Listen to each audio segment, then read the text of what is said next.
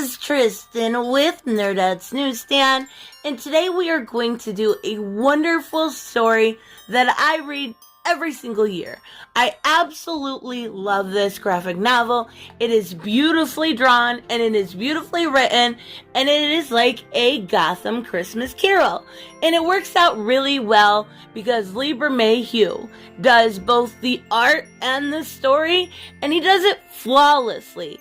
I love his art. He is probably one of my top 5 favorite artists. He is extremely talented. So today we are going to look at Batman Noel. But if you are new to the channel, make sure you hit that subscribe button. Make sure you hit like. Let me know what you think about this story down below. If this is something you have read before, let me know if you enjoyed it as much as I did. Let's jump right into it.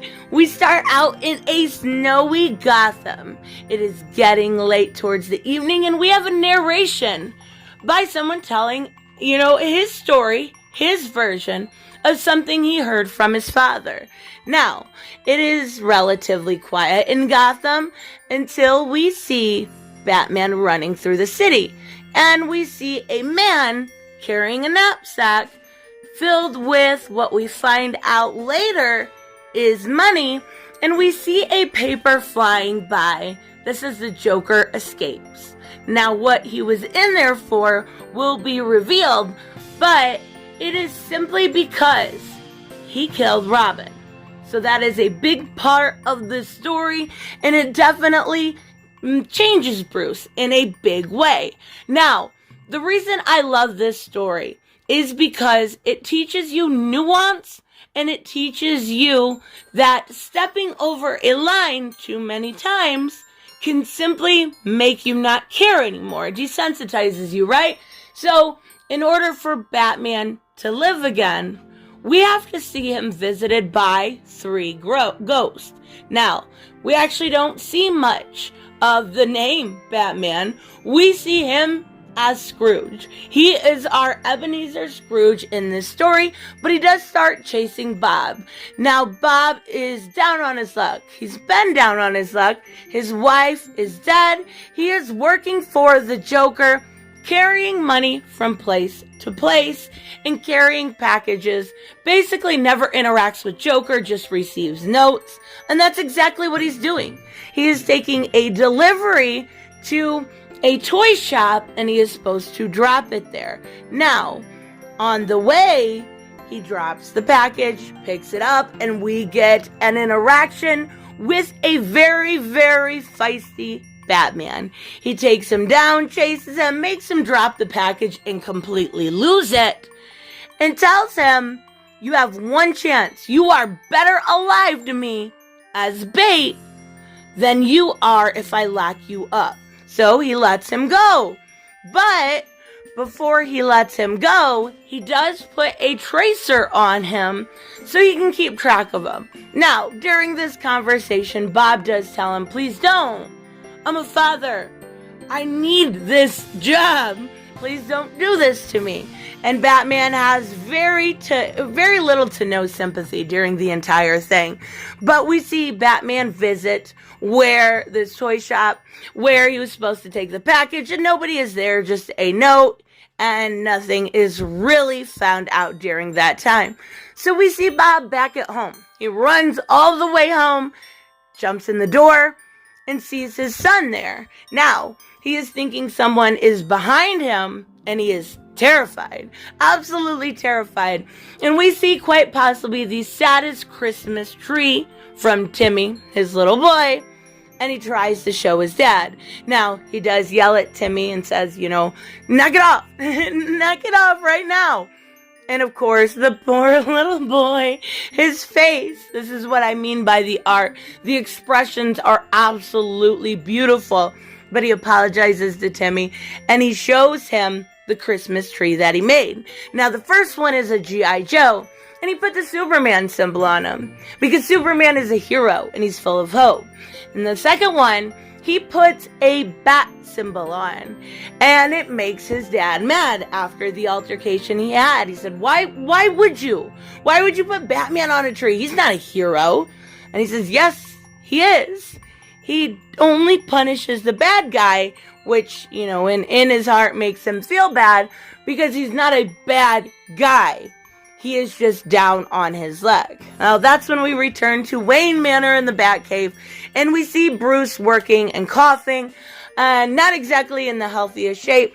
Alfred brings him some tea and some things, but he says, why would you do this? You put a small little boy in harm's way directly. You did that. This isn't okay.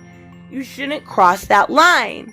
And he says he needs to find the Joker. He has to find the Joker. And this little boy could grow up to be a criminal just like his father. So he wipes it off and it doesn't bother him. Well, we see the back end of the Robin suit. And we know why he's alone. Because of the loss that he's had. Because he feels alone. Because he used to have a partner. And they were a really good team. And they did everything together. And now that partner is gone because of the Joker. And that is why in the beginning, we saw that little paper that said he escaped. What he was in Arkham for was the murder of Robin. Now, we get to see basically Bruce coughing up a storm for one, and trying to justify why his actions are okay when he gets a call from Jim, who says, I do have a little bit of a lead. Basically, it is Catwoman, right? And he knows that Catwoman likes to really just kind of mess around and not really give any answers. And that is when we get our first so-called spirit, right? Because Catwoman is the ghost of Christmas past. And they do their little dance that they always do. She has her jewels and she says, what's wrong with you? What changed? Why are you acting this way? And she kind of goes down a little bit of memory lane. She says, we used to have fun. We used to be, we were always rivals, but in kind of the best way possible. Do you remember how we used to play?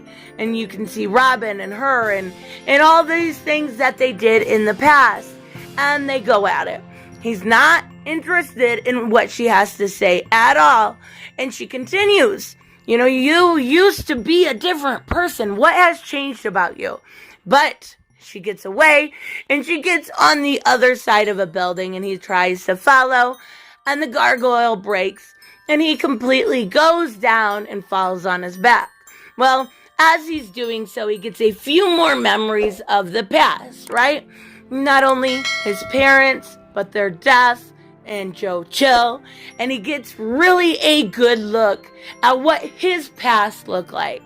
And that is when we get the ghost of future present. And that is our Superman. And Superman really looks amazing in this art. He almost glows on the picture. I absolutely love it.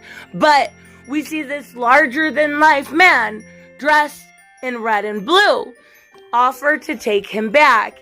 He tells him, look, you are sick. You have pneumonia. Something is wrong. You need to see a medical professional. He tells him to knock it off. He tells him, don't make this difficult for me. Let's go back to the car. And that's exactly where they go. But he needs to make a pit stop. And he does. And he checks on Bob and Timmy, and he can see their home. And we get the same thing from Superman. Why would you put a child in harm's way? What part of that is okay? None of it is. Absolutely none of it. But again, we get a justification from Batman, even though he knows it is not okay to put this child in harm's way. So then we get a little bit more of the present. He flies him around, and he sees Gordon, he sees some of the other people just being people, just enjoying Christmas Eve, just enjoying their night. And we do get a little conversation with Gordon, him saying basically, he does like Batman. He works with Batman. He likes him, but he has clearly crossed the line a few times, and he's worried that he kind of might continue to do the same thing, right? So after listening to that, he takes him back to his car.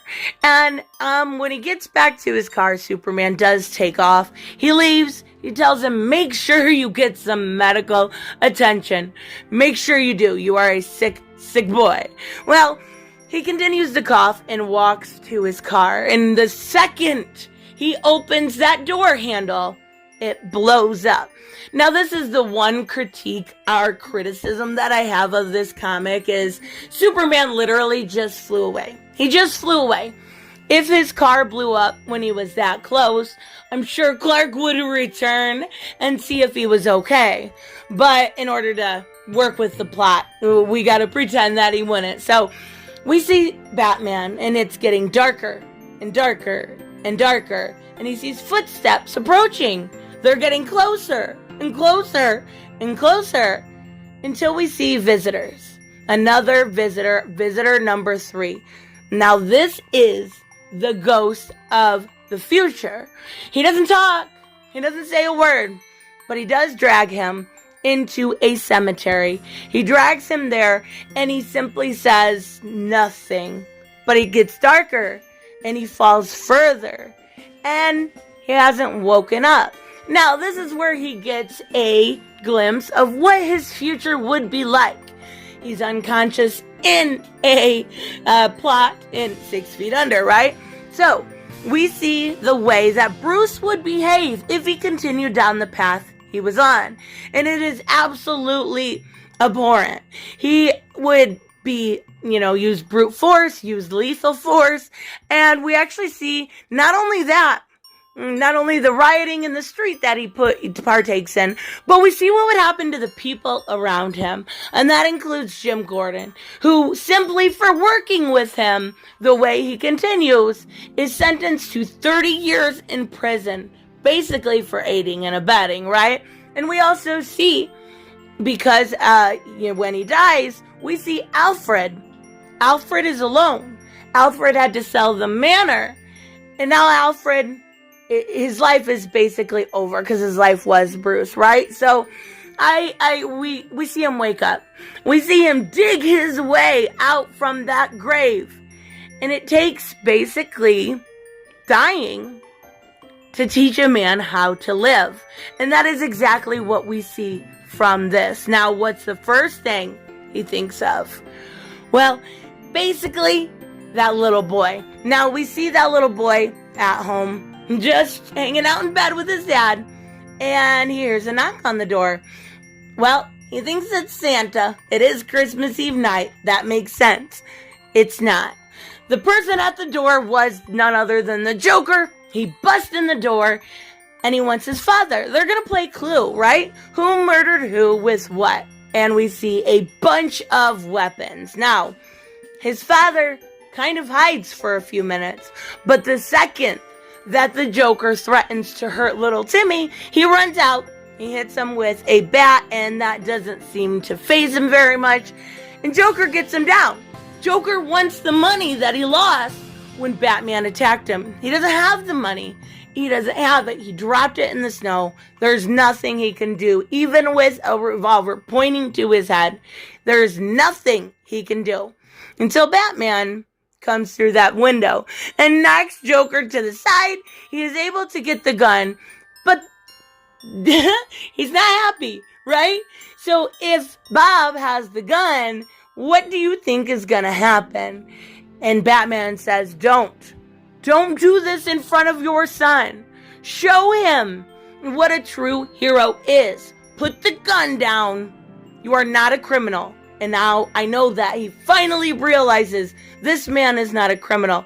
Joker eggs him on, of course, but he does eventually put the gun down, and we see Joker taken off, finally caught, taken off, and he's leaving towards either Blackgate or Arkham, likely Arkham, but we get to see Timmy and his father reunited, and Joker locked up.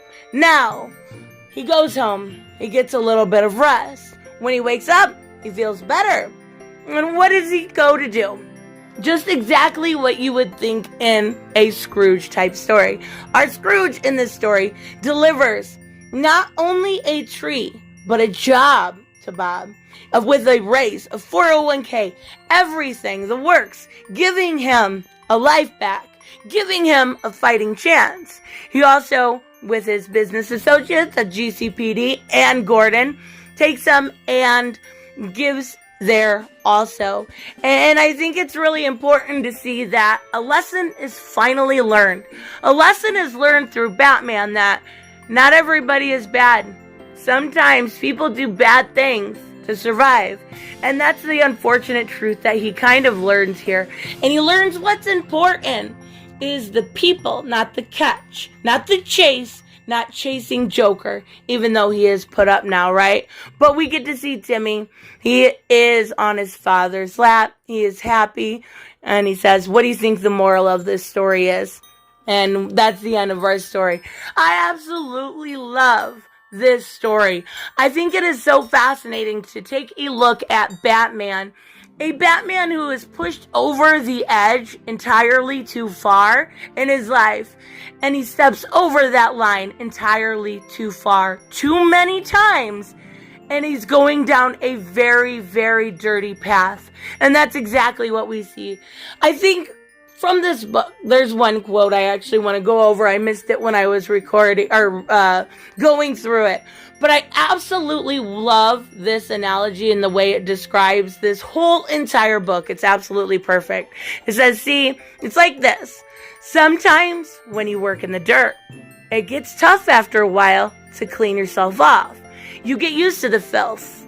You even start to feel comfortable in it. When you wake up one day and wonder why everyone else thinks you're dirty. I love that. I absolutely love seeing change.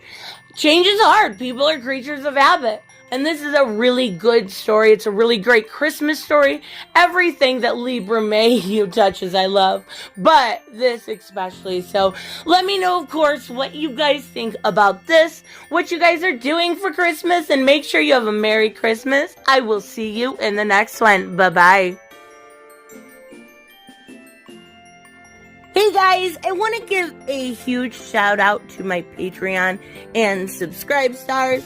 You guys literally make this channel possible. Huge thank you to Cage the Mick, Robert Mick Twiz, Black Knight Fool, Brucey, Chris Z, David L, David Rafford, Jeffrey Allen Carnes, Mighty Paws, Mike Buckner, Maizen Barbosa, Ruskar, Ryan Decker, Robert Hoffman, and Doc Holliday. You guys are absolutely amazing, and thank you so much for all your support.